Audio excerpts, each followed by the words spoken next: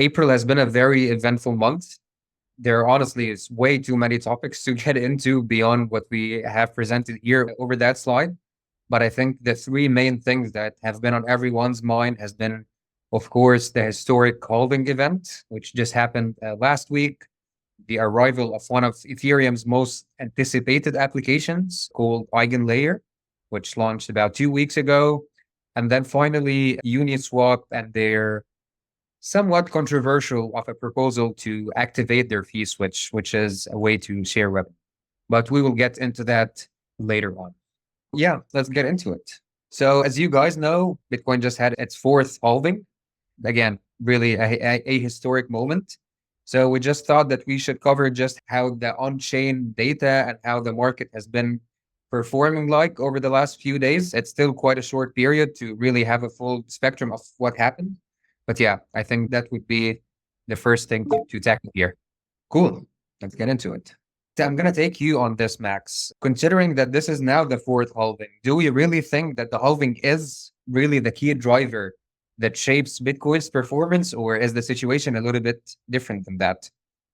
Yeah, no, for sure. First things first, let's celebrate, right? We had the fourth Bitcoin halving. It's really a historic moment because actually means that Bitcoin's annual inflation rate will now be below 1%. So that's really exciting in the first place. For a bit of a recap, let's just say that the halving is just one piece of the puzzle, right? What matters in a global context is really important as well. We see this because every halving cycle plays out differently, and that means that it's often attributed to the fact that macro matters and that the conditions for each halving have been different each time. For instance, in 2016, the Bitcoin halving was really seen as a light at the end of the tunnel for a very long and intense bear market. In 2020, obviously, everybody remembers that this was at the height of COVID-19, and we saw huge spending sprees from central banks. So the notion of Bitcoin as a scarce asset really started to hold some weight with people. And now in 2024, we have sticky inflation in the US, confirmed by the CPI in early April, and a kind of tricky and heating up geopolitical landscape as well with the conflict in the Middle East. So these factors obviously have an undoubted effect on how the Bitcoin halving plays out. And so we need to always remember that Bitcoin and the crypto market doesn't operate in an isolated environment, even if we are becoming decorrelated with it. Anything you would like to add, Kareem? No, you've summed it up pretty well. As much as the halving is a really anticipated event, it's just one piece of the puzzle. That's, I think, what we all need to remember. Bitcoin usually performs better after the event itself takes place, but again, we have to be cognizant and aware of what's happening in the world outside it, especially now that we have ETFs, which makes Bitcoin as tradable as your favorite stock in the stock market, which means that Bitcoin shares a lot of similarity in how people act and behave with it. But yeah, absolutely. We need to be aware of what's happening in the macro world outside of it. Want to go to the next slide? Yeah, sure. Let's zoom in a bit, I think, into the market activity of what happened around this halving. So a little bit of context, a little bit of a recap for everyone. For those of you who read our newsletter as well, you'll be reminded of the fact that the US CPI print came out in early April and confirmed that there is rising inflation in the US. And this is actually the fourth time in a row that the inflation beats expectations. What this means is obviously there are now dimmed hopes for rate cuts, meaning we will be living in a sustained high interest environment for a while. On top of that, to further complicate matters, we have obviously the geopolitical landscape in the Middle East. Last weekend, the one before the one that just passed, we saw Iran retaliate to Israeli aggression, meaning that there is obviously a lot of tension in that part of the world. And it has the potential also to draw in additional parties, meaning there's a clear challenge for stability in that region. All in all, it means this is a very tricky situation for Bitcoin to navigate. So let's have a look at the market activity and on-chain activity for Bitcoin. The good news is that the price action seen recently for Bitcoin, which was largely negative, comes from the futures side. So we have seen lots of long liquidations on Bitcoin at key moments. For instance, seen there on the graph around the 13th of April, we saw a very large liquidation of long futures on Bitcoin. Furthermore, open interest reached an all-time high around the CPI print at $35 billion, and that has now cooled to approximately $6 billion. Obviously, these two put a downward pressure on Bitcoin's price and could be a key driver behind the price action. And this is further evidenced by the fact that on the spot side, we didn't see much market activity.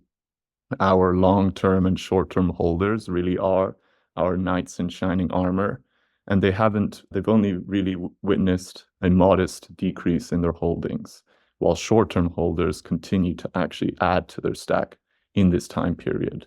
The importance here is that real believers in Bitcoin remain unaffected by both the price action of Bitcoin as well as the macro conditions that are ongoing at the moment. Wonderful. Yeah, I think, Max, you covered it pretty well. It's really, again, spot market, which is the long-term believers, whether they're short-term, whether they're long-term, they haven't really been affected. And it seems more so that, as you mentioned, Max, we've reached an all-time high with the open interest. This was an instance of a deep leveraging. Yeah, it sums it up pretty well. And then if we go to the next slide, we can start talking about the ETFs and what has happened in April. Max, do you have some more color on that? For sure. Obviously, the US ETFs have been seeing a lot of attention and a lot of inflows, as it's now a regulated vehicle for investors to easily get access to Bitcoin. Approximately, we now have around $55 billion in these ETFs. Funnily enough, we actually see BlackRock closing in on Grayscale holdings, as Grayscale have recently had their BTC under management has halved. So they had their own little Bitcoin halving moment.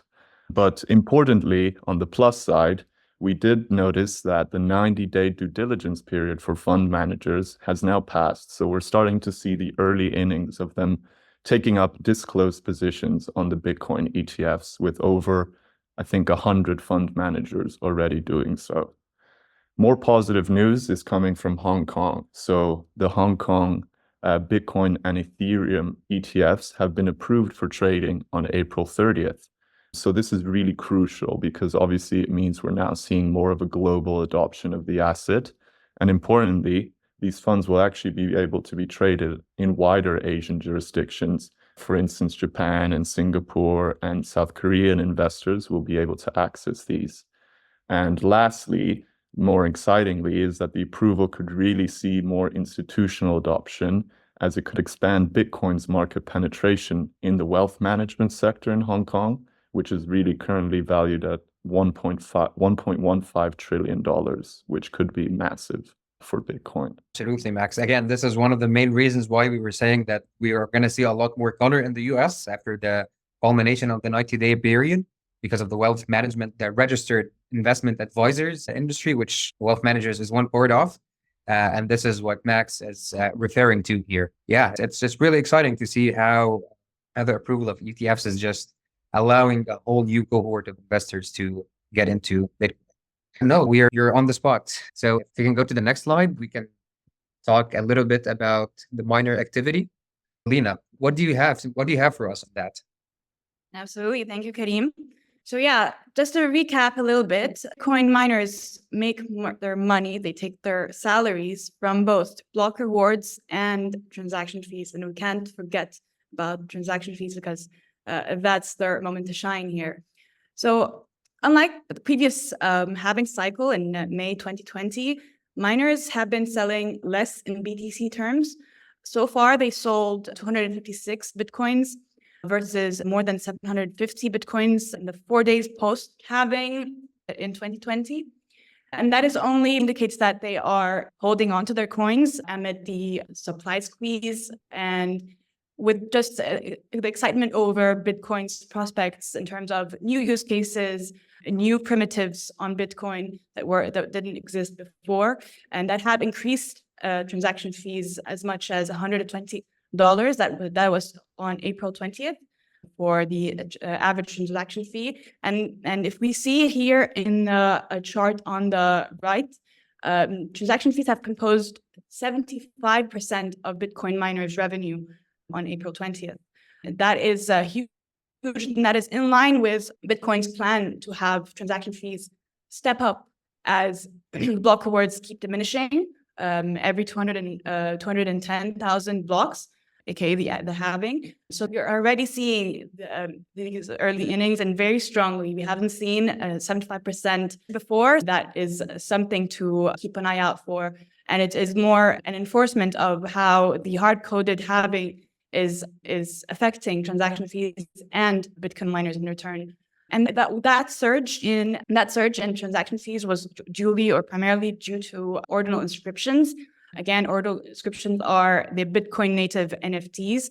They're non-fungible tokens. And also runes, which has launched recently, right after the halving, actually. And that is exactly why transaction fees have soared so much.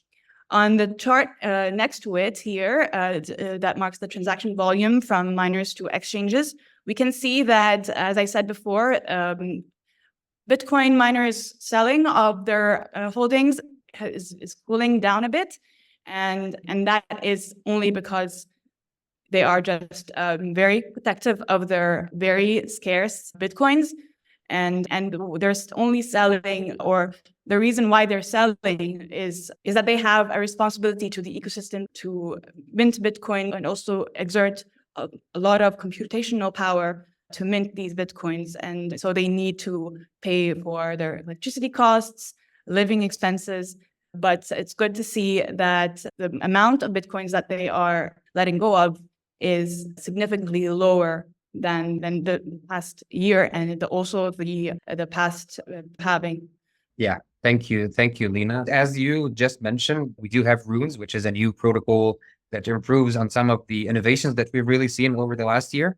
I think we can go to the next slide, and then I can give a nice brief rundown of what runes is and how does it compare to BRC20s. If you want to go to the next slide, please. Wonderful. Okay, so we don't really have a lot of time because we still have a lot of content to get through. So I'm going to keep it brief and I'm going to keep it sweet and short here. So what is runes? Runes, for lack of better words, is a way or a mechanism to introduce fungible tokens. Fungible tokens means that things like the DeFi tokens that you're used to on top of Ethereum, on top of Bitcoin. It's not really an improve over ordinals, because ordinals, as Lena said, it's just focused on NFTs, but it's more so focused on improving the inefficiencies of BRC20, which is an experimental standard that came out over the last few months to allow those type of fungible, like our fiat currencies, to exist on top of Bitcoin. So just to keep it short, runes is really a much more efficient way of introducing fungible tokens on top of Bitcoin. And it's for three main reasons. First of all, it doesn't introduce a whole new mechanism on top of Bitcoin. It just uses Bitcoin's accounting model, which is called the UTXO, standing for the unspent transaction output model. This is healthy because it means that the network is not forced to adjust to a new mechanism for introducing data on top of the network. So that's the first one.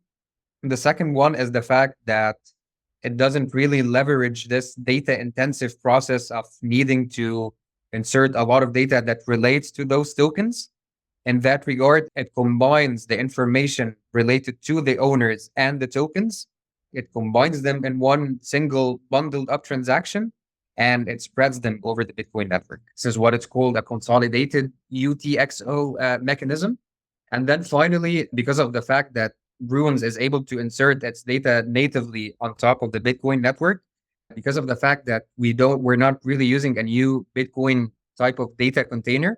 This means that we are able to use some of the scaling solutions like the Lightning Network and some of the new scaling solutions that are emerging at the moment in order to have a more efficient experience on top of Bitcoin for the users.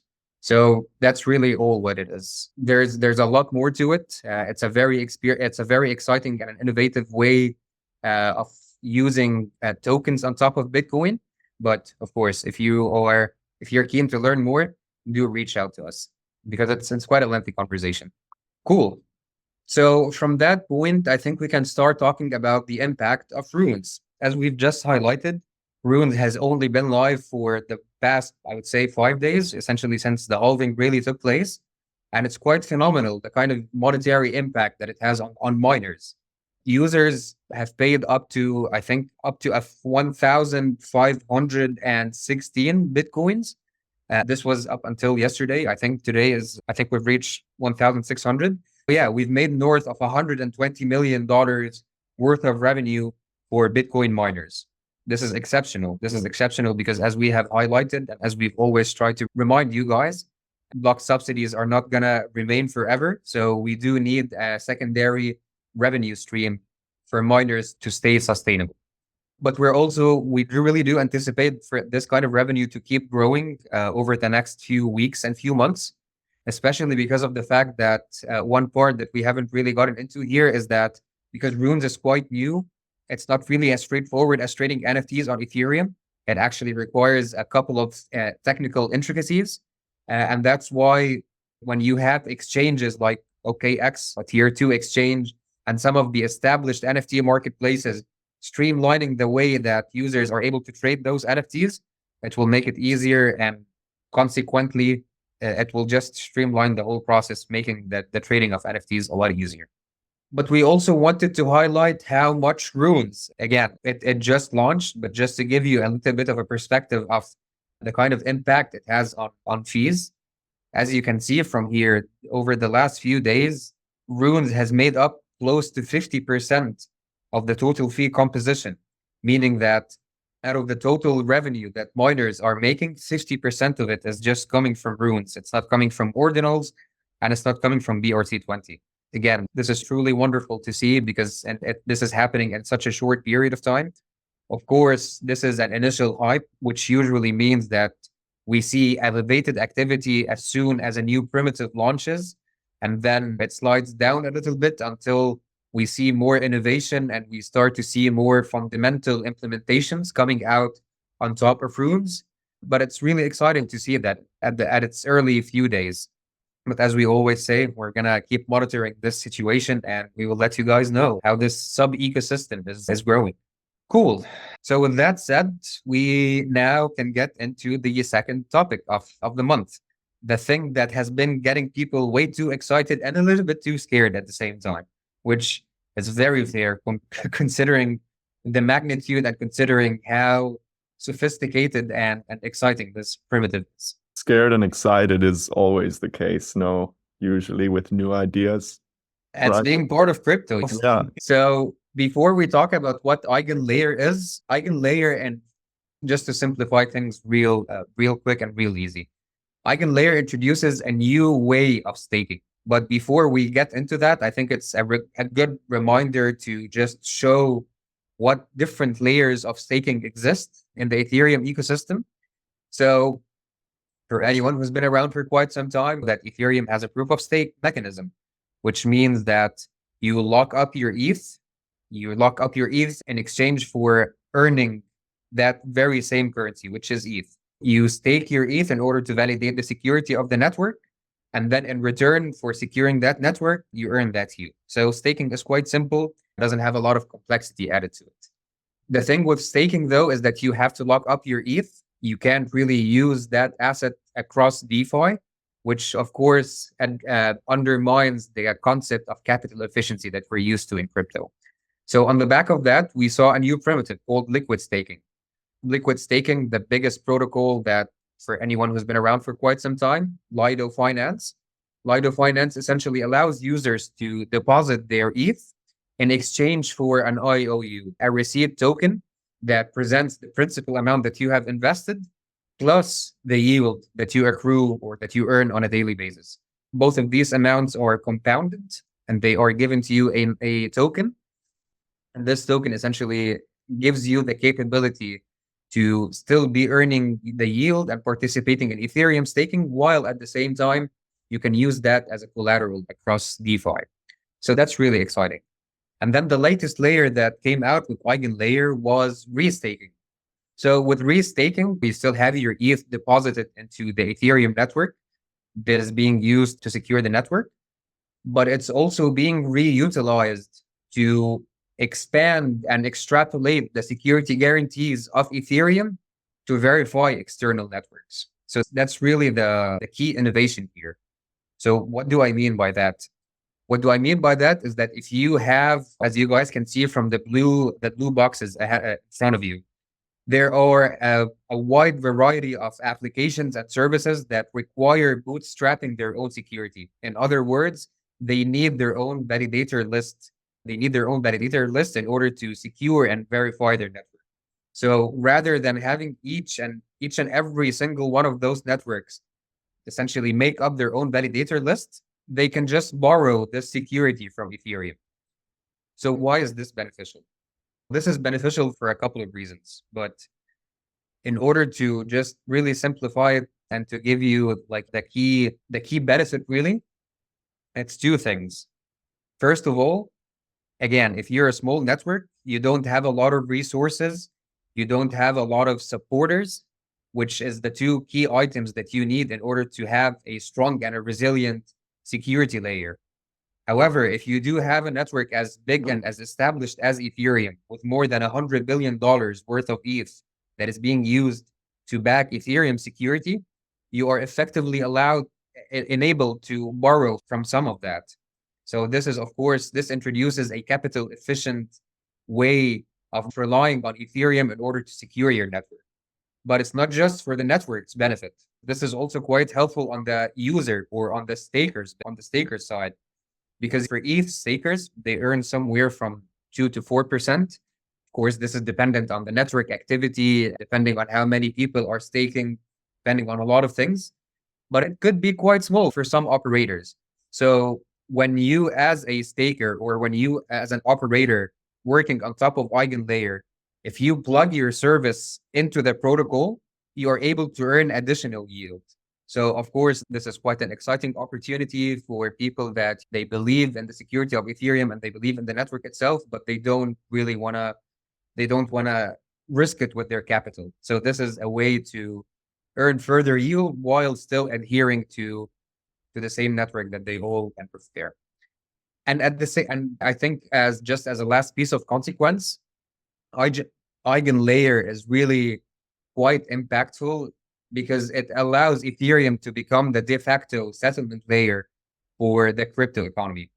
This is quite huge. It's quite huge, but it also does have its risks, which we will talk about in the next slide. But again, if we want the Ethereum or if we want the crypto ecosystem to be as resilient and as robust, then we need to rely on the strongest chain. And of course, in that case, this is Ethereum. Cool. So what are the different ways for people to participate in restaking? Just like Lido Finance, or just like staking, really, you can deposit your ETH into Eigen layer, and then you are just suddenly participating in the restaking mechanism. But this also goes beyond that. So as I've mentioned, with liquid staking solutions, LSDs, you're able to deposit your receipt token like STETH, which is the largest one, which actually has a little bit less than 30% of the total tokens that are being used to secure Ethereum. So you can use that in order to participate in Eigen layer. But you could also use something else, and this is where people start to get a little bit tricky and nauseous about that we are adding so many layers on top of Ethereum. So you could deposit your ETH or your liquid staking solution in order to receive back a liquid restaking solution. It feels a little bit like CDOs of 2008, and that's a very fair assessment of it. And we will get into the risks, but it's a fair assessment. The only difference I would say, though, from CDOs to having a similar type of a product in crypto is that there is transparency. You are able to see the different layers that makes it up. You really didn't have this in the traditional financial system, unless, of course, you were relying on the expertise of some of your financial wizards. Cool. So just to give more color and context on liquid restaking solutions, they've had an insane run this year. We started this year with less than 300 million at the beginning of January. We saw that grow by a factor of 33 to now reaching close to $10 billion worth of liquid restaking solutions. This is it's quite phenomenal. We haven't really seen this kind of growth. We've seen it over a longer time period, but again, it shows how much Eigen layer has been eagerly anticipated and how, just the level of excitement, the level of unprecedented excitement that the crypto ecosystem has demonstrated towards Eigen layer. But it's not just Eigen layer. So as I've mentioned, you can either deposit your ETH in order to participate, or you can deposit liquid restaking solutions. So just as a quick snap, Ethereum on its own, it makes up close to 65%.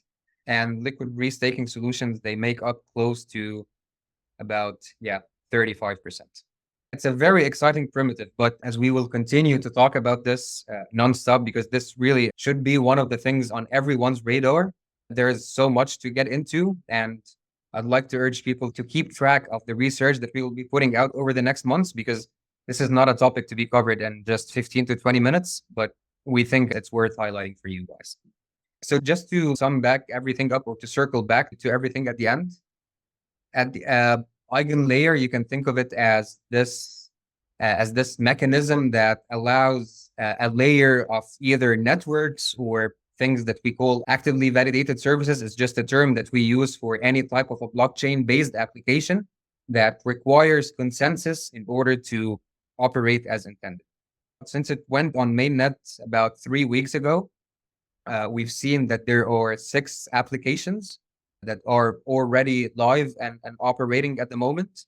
And they include, as we've highlighted here in bold, Eigen data availability layer, alt layer, Brevis, eOracle, and some of these other ones. We're not really going to get into what they are, but we just want to highlight that the whole ecosystem of Eigen layer services that have subscribed into this type of mechanism, there are more than 60 to 70 services that are running on top of Eigen. So we're just saying this to show that there is a kind of a risk-averse way for Eigen to roll out this service, because it's quite a big responsibility. Like the amount of ETH that is being used in Eigen layer is more than 10%. So of course, they have a responsibility, and they should be accountable for any type of a domino effect that they could have on the Ethereum network. So it's good that things are being taken in a baby step, that we're not just seeing everything happen at the same time. Cool. So with that said, the risks of Eigen layer is something that we really shouldn't gloss over, because it's quite baffling how you can have this type of innovation without really having consequences to it. So what do I mean by that? If you have an application or a network that is running on top of Eigen or on top of Eigen, then you have heightened smart contract risk. So what do I mean by that? In Ethereum, if you are a validator, you are slashed, meaning that some of your staked collateral gets penalized, and like a small portion of it gets taken away if you act in any sort of malicious or dishonest way. So with Eigen, you have 2 layers, or you have 2 layers. So that's just in terms of slashing. But in terms of the smart contract risk itself, you're not just concerned about Ethereum anymore. You're also concerned about what happens on the secondary or on the additional layer that works on top of Eigen. So of course, this makes the situation a little bit more volatile. And of course, it requires validators or operators to be more active, to be aware of what's going on. When we talk about the slashing cascades, what I mean here is that, for example, if there is a significant portion of ETH that is logged in a specific application, and then let's hypothetically say that this application runs into some kind of an issue, and we don't, again, it's not something intended, it's an unintended mistake, but then this leads to a huge portion of ETH that is being staked there to be slashed. Of course, this is really bad for the crypto economic security of Ethereum, because we're not trying to allow validators to earn more yield in exchange for putting the Ethereum security at more risk. This is not the objective of what we're trying to do here. So the good thing with Eigen is that they have something called a veto committee, which is essentially a committee that oversees how this process is working, and they see if the slashing was being called for an actual honest or for a dishonest mistake. If it is for a dishonest mistake, that at least in the interim period, or at least for the first few months, they would have the capacity to veto such event in order to just make sure that everything is running as normal. There's also the problem of centralization or concentration in Eigen. So what do here is you could have a lot of applications running on top of Ethereum security. Of course, Ethereum in it of itself, it's really decentralized because we have more than 900,000 validators backing the security of Ethereum. But it introduces a single point of failure to an extent, because it means that if anything happens to Ethereum, then all of those applications are put at risk. And then finally, for liquid restaking solutions, some of the applications that allow you to deposit your ETH or your LSD into the protocol in exchange for this LRT, they don't really enable withdrawals yet, which means that we could have a scenario of liquidity risk where users are keen on exchanging this LRT to Ethereum on the secondary market. But again, because withdrawals are not enabled yet, those type of secondary markets would have quite minimal liquidity, which of course, in a scenario of an extreme market downturn, we could see that the selling pressure could really amplify the damage that is being done to these protocols just in terms of price action. There's so much more to talk about Eigen, to be very frank and to be very honest, but we're going to keep it short here because we do have one more story. But again, be on the lookout for our newsletters, because this is something we will continue to talk about over and over again over the next months. So what is the last story that we have here? Max, do you want to take a swing at this, or do you want me to for pick it sure. up? Yeah, no, for sure. So recently we actually saw the Uniswap Foundation introduce what is known as a fee switch. So what do I mean by that? So this proposal essentially changed the destination of the fees attributed to liquidity providers. Previously, all of the trading fees on Uniswap went to liquidity providers. 100% of the 0.3% went to liquidity providers. Now, this proposal aims to reduce the liquidity providers cut to 0.25%, meaning that the remaining percentage would go to uni holders.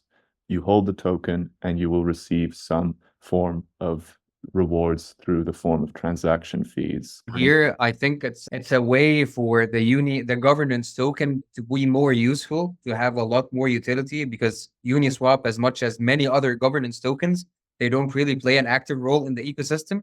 So that's really one of the ways that the foundation and the community, because the community has proposed this back over the last year or two, but this is really the first time that we're seeing the foundation push for it, which is quite exciting to see that we're trying to make tokens more useful and not just be a trading token. But yeah, sorry, Max. No worries. Thank you for that. And it's really having quite a big impact in the DeFi ecosystem as well, because we actually saw Frax follow suit in this manner. So they had already previously had a similar model. And when Uniswap Foundation introduced this proposal, they turned on their fee switch again, with over 400,000 distributed to the first round of stakers.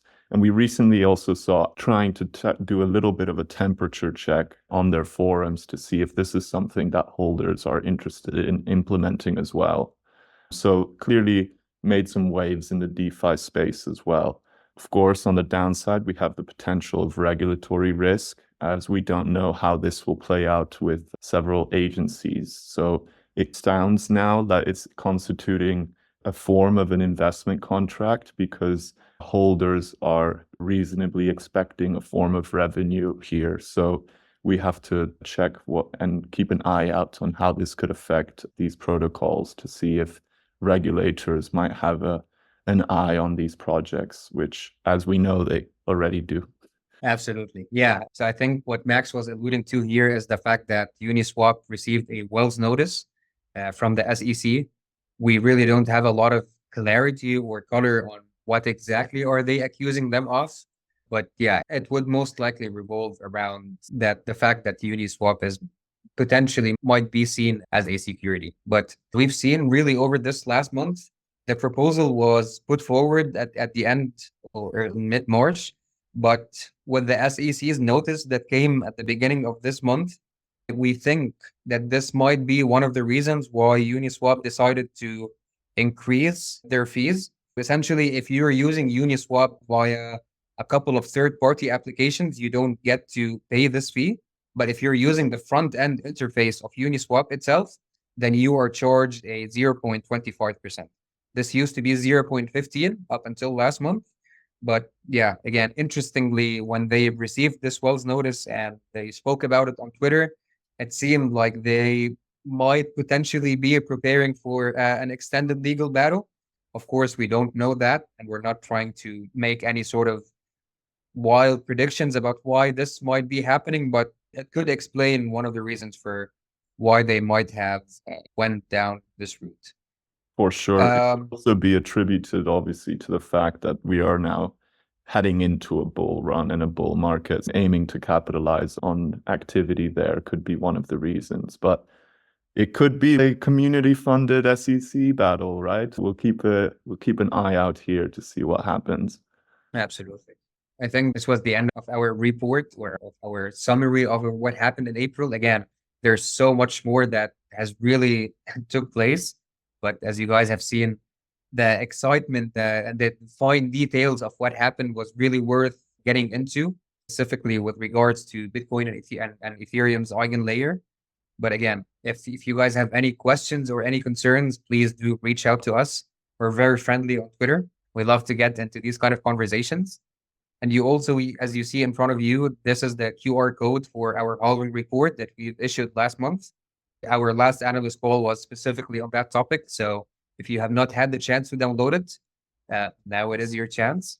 And I think we're quite on time, actually. We have about 15 minutes. So let's open it up to a Q&A session. Here we, of course, also link our newsletter for those of you interested in reading our weekly updates. Yes, we give a very zoomed out perspective on what are the most impactful events that have took place over the week. It's just getting into the absolute basics. We love to get into the longer tail of assets, really, but it's not what we aim to do with the newsletter. But yeah, you can most welcomingly scan the QR code and hop on the train. Cool. It does not seem that we have a lot of inquiries for this analyst call. All right. It's been a pleasure. It's been a pleasure hosting this session again with you, Max. Thank you. Thank you, everyone, for tuning in. Be on the lookout for our next analyst call. It's always in the third Wednesday of the month. So be on the lookout. Hopefully, the market will be in a much more positive and reassuring position by next month, and hopefully, we'll have more colorful and reassuring updates. More positive updates. Yeah. No, but thank you, Kareem. And it was great to be here again and already looking forward to the next time. All righty. Thank you, Max. Thank you, everyone. Have a wonderful rest of the day.